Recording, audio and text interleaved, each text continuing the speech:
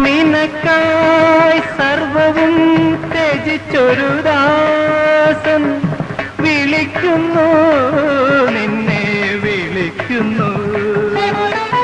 നിനക്കായി സർവവും ത്യജിച്ചൊരു ദാസൻ വിളിക്കുന്നു, നിന്നെ വിളിക്കുന്നു. കനകഗോപുര